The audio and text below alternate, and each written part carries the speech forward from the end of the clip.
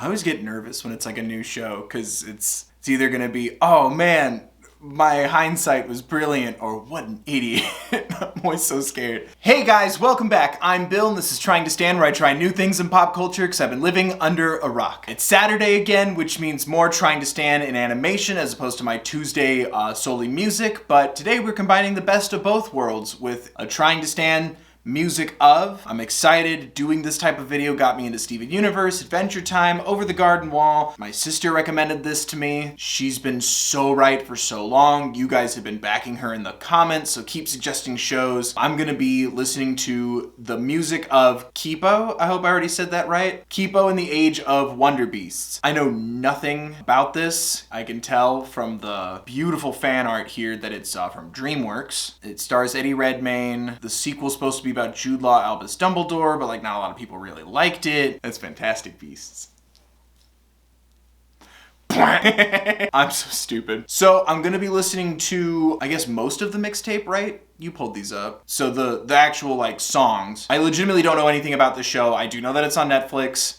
Yeah, I saw the thumbnail of it once when I was looking for Tiger King or Making a Murder. I don't really use Netflix as a safe, happy place. We're gonna be starting with Girl Like, parentheses, Clean, and parentheses, by Dope St. Jude. That sounds vaguely familiar. Dope St. Jude? That's established. You don't know. They sound dope. Sound lit. Check out my new band, Lit St. Jude. All right, we're gonna be listening to Girl Like. Girl Like Clean by Dope St. Jude. Okay.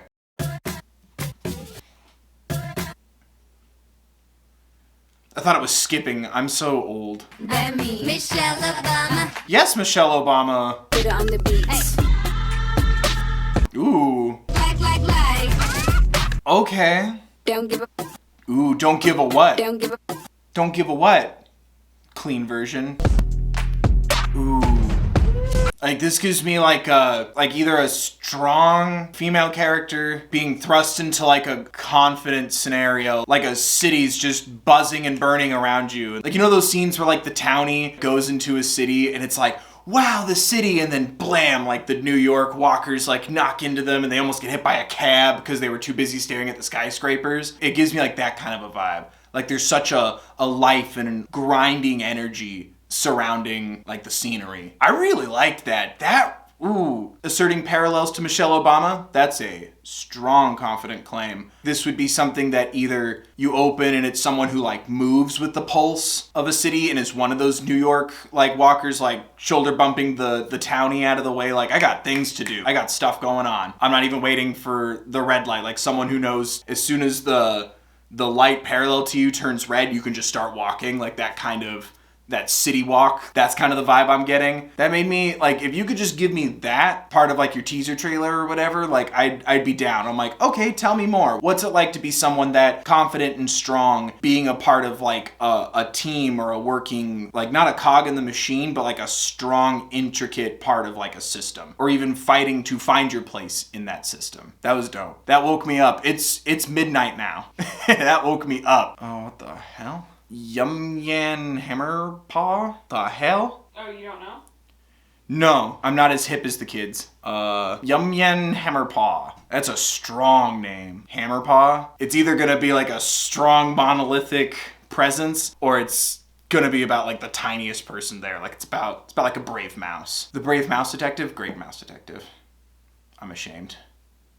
I love that movie. All right, let's hear your tale, Yum Yan Hammer Paw. Chop down a tree with just one swing. Ooh. Okay, we moved out of the city into like the country. His beard's so tough it gets in fights. His favorite. My beard also gets in fights, but like on the internet in the comment section. Yum, yeah. Is he like the savior of like the village or the countryside? He's their Thor Ragnarok, more like Thor Ragnarok. Puts out fires with his tears. I mean, yes, like men being allowed to cry too. Was married long time ago. Where did he come from? Where did he go? Where did he come from? Yan Hammerpaw.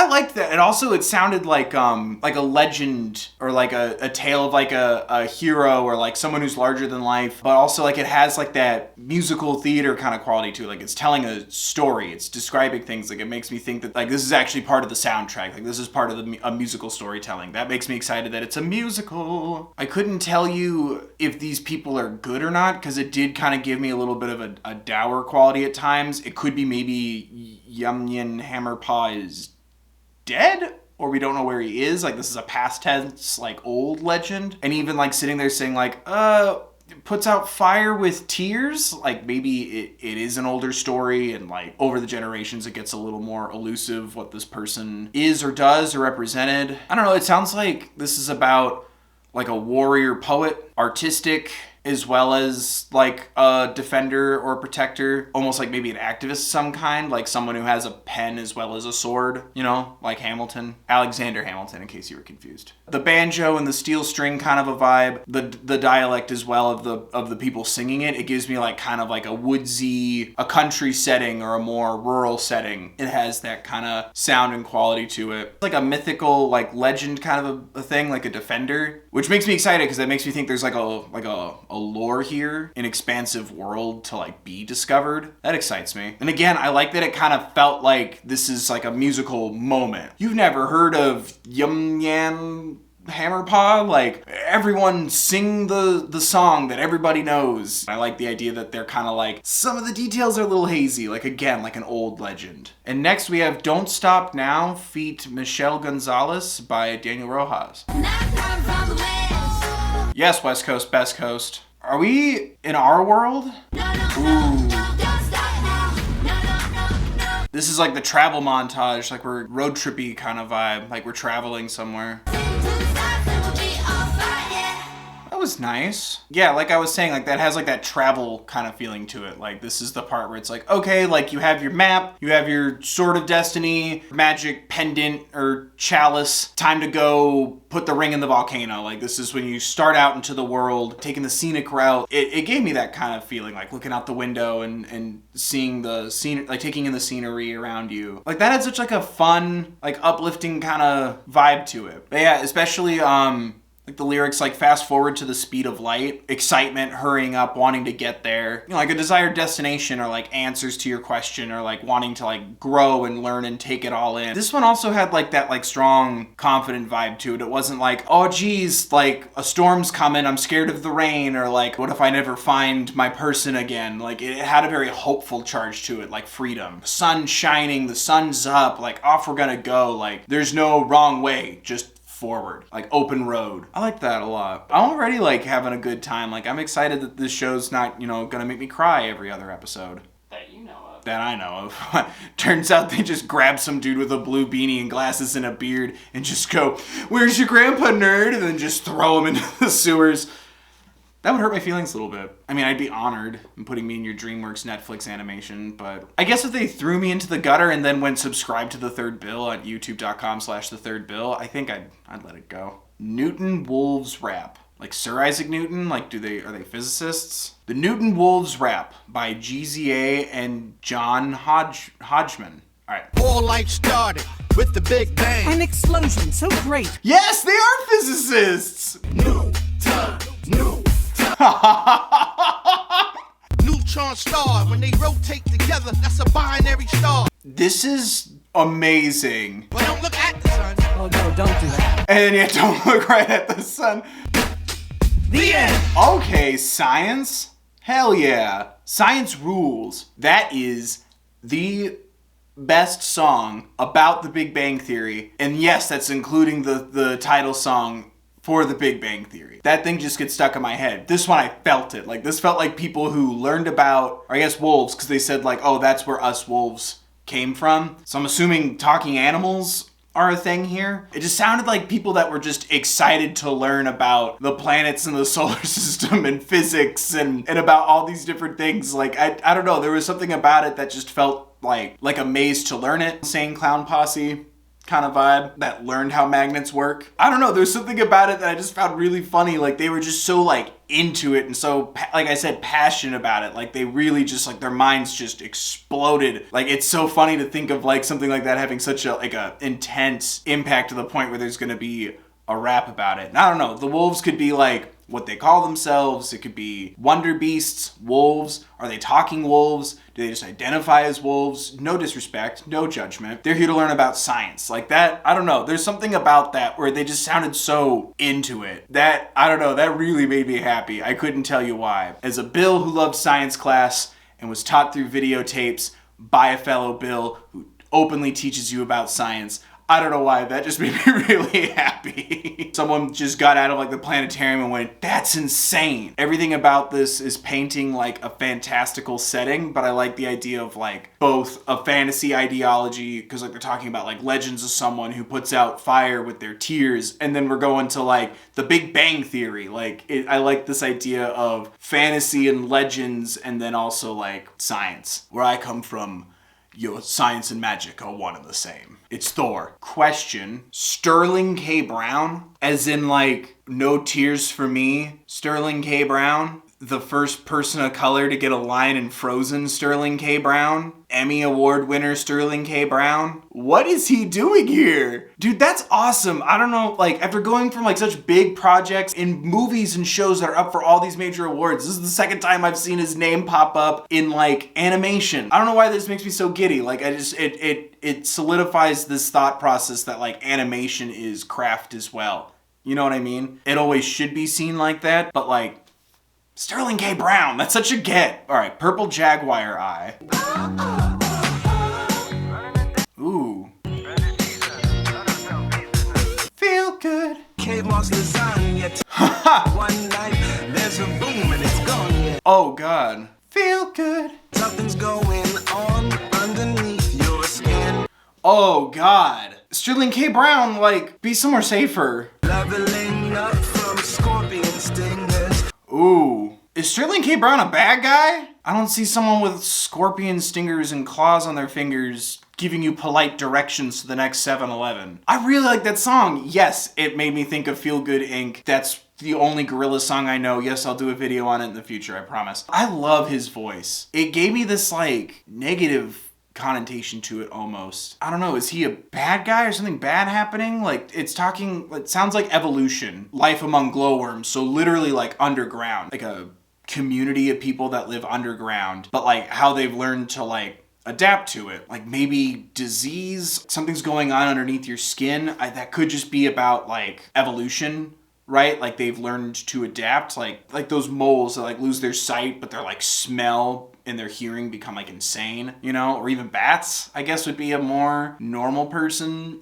line of thinking. Maybe that's the ancient relic, but then like claws and scorpion stingers, something bad's happening here. Those are aggressive mutations. Maybe it's like a conflict. Maybe he's not the bad guy, but like something bad happened. The earth comes crashing in, so like violent or aggressive change, either geographically, like, you know, if you're living underground and like things start to cave in, like having to be more resilient, re-embrace your foundation, but then like talking about like, oh, your stingers and your claws, there's no turning back. But I don't know, you've got all the love you need is really positive. So maybe it's a good thing under negative circumstances. It's like, oh, fighting back against like the changes in the planet or conflict from somebody else. Or maybe it's like adapting to change might not be so direct at first. Like maybe having like a power about you or a talent or something you've done to adapt. You're playing a guitar, now you have claws on your fingers. Like it would help you play the guitar, but like there's more uses to it. Like almost like it doesn't, ooh, okay,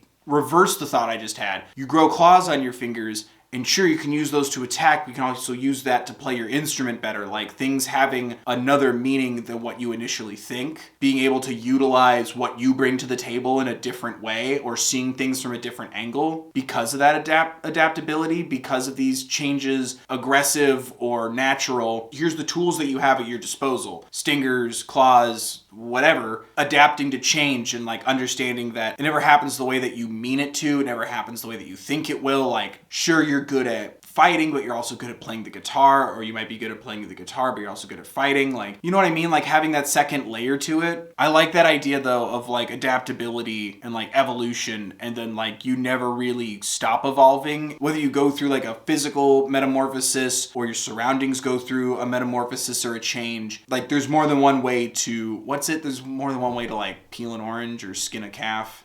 What's that phrase? I don't know. Skin a fish. Sounds like a yai question.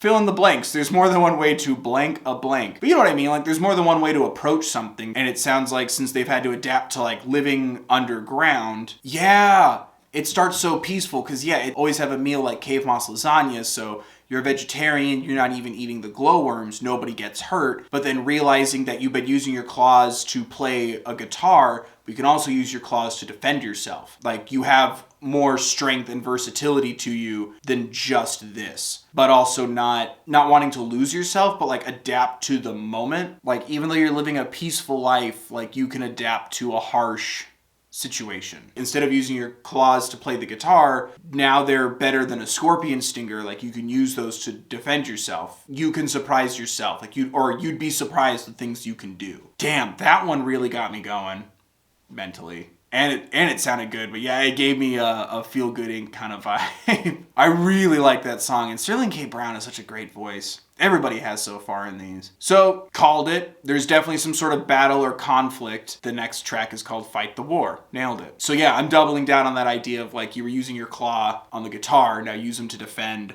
yourself, us, fight for your right to party. Gonna fight the war and use my music as a weapon.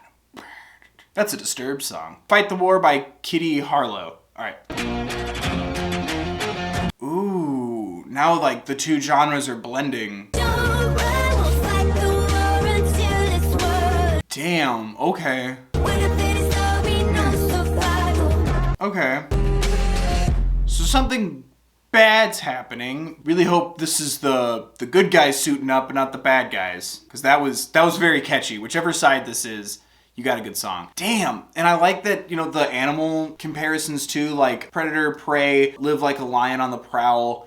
It makes me wonder, are the Wonderbeasts, is it man versus nature? Or is it like combining the two? Are these animal people? Like we have this community underground, like we have the rural areas, the city areas, different communities or different nations, and they have to get along. Like I'm picturing like nature and man clashing, but then having to team up for something greater than each other. Like I'm hearing a lot in this one. It's like war. That's a people problem. But then like catch our prey. Where was it? Survival of the fittest. We're the fittest. All we know is survival. Taking that change from like a primal fight like hunting to like an actual battle between like opposing ideologies or opposing forces. Like it takes it past this level of like, oh, this is part of the circle of life. It's like, no, this is a conflict, a war. This isn't for hunting. This is for rights, territory, that escalation from tracking and hunting something down for food and nourishment and fighting something for what's right, or fighting something to take something from someone else or to stop something else. I find that really interesting, and it makes me wonder, are we the Wonderbeasts? Is the Wonderbeasts all of us being in harmony? Are the Wonderbeasts the friends we made along the way? Like, I know it's a cartoon, so it could be talking animals. Everyone could be an animal. There could be people. It could be talking animals against people. But I feel like there's a divide here. I like it. And I really loved, who was that again? Kitty Harlow. Her voice was really nice. Like it was so soft, and like how she could kind of like float in out of that air pocket. Ooh, it really gave it this like swift, on the hunt kind of a sound to it, raising your guard and your defenses, like being on alert. Ooh, it really pumped me up. What We Have Is You by Sterling K. Brown. And Karen, I'm gonna say your last name wrong, and I'm so sorry, Fukuhara. I hope I said that right. You know who would tell me if I was right or wrong if he was here right now? Mr. K. Brown. McKay Brown? Sterling? McKaren Fukuhara. Fukuhara. What We Have Is You. That sounds inspiring. Oh, this is sweet. Got each other. That's even better. Oh no. It's lovely and it's sentimental. Oh, it sounds comforting and nice with those strings. Something special here, and what we have is you. Oh. What we have is you. that made me really happy, and it made me a little bleary-eyed, I'm not gonna lie. I was expecting like a history has its eyes on you, go forward with the prophecy kind of vibe, but no, that gave me like a family protection and love and mutual understanding even. It's Sterling K. Brown. They talked about not having starlight or sunlight or weather, so I'm assuming we're back underground with the glowworms and the cave moss lasagna. It was just really sweet. Karen's voice was like immature sounding, like younger sounding. I don't know, it made me think of like brother, sister, parent, child, mentor, mentee, teacher, student kind of a feeling, but it gave me this sense of like understanding, finally learning a little more about the world and each other, like looking up to that other person and admiring that other person in your life. Sorry, I've been thinking about my grandpa a lot, sorry. Hope for the future, or like you are that special thing, like you finally are becoming the person that you're meant to be, or have become this chosen one or defender, maybe even being the next Power Paw. What was it? Hammer Paw? But like being a legend in your own way, or being a protector in your own way, or being protected, kind of rocking back and forth, kind of nurturing kind of care to it. I loved that it was so warm and so string heavy, like a bit of like that there's no place like home kind of feeling. If Sterling K. Brown is underground, I've been getting so much like road trippy travel vibes. We have rural versus a metropolis kind of a feeling, like a busy city, definitely taking place in a lot of places. We're even hitting things like magic and animalistic comparisons, but then also like science and the Big Bang, like a lot of different ideologies, a lot of different locations. Maybe it's like I finally found home. I really liked that. I like the positivity of it. Like, yeah, we're stuck underground, but like the sky stays the same. Like it's always blue. Like we don't have storm clouds. Like not taking for granted things, and like it's about like the people that you're with and the love and support and kindness in your life. I just really liked that. You know, it's a nice way to end this. Like it made me excited to see how kind these people are and how important and special they are to each other. I don't know, it could be romantic. I didn't get that kind of vibe to it. I really liked that. A lot of these songs I really like. Really made me happy. It made me really intrigued to find out more about the story. I kind of want to watch the show now. I hope that neither people singing this are like dead. After a track about like war, it could also be like and now cut back to when I was a young child. Papa, or my teacher, or my older brother, or my uncle, or grandpa, or whatever used to sing this song with me. I'm going to sing it one last time as the eulogy. Please don't let it be that. That would wreck me as a person, because I really liked this song. I'm really excited. Like, I kind of want to see this show. I want to know what you guys have to say first. And I love that, like I said, we have all these different ideologies and locations and like all these different descriptors and like mindsets. I love that we also had different genres of music to like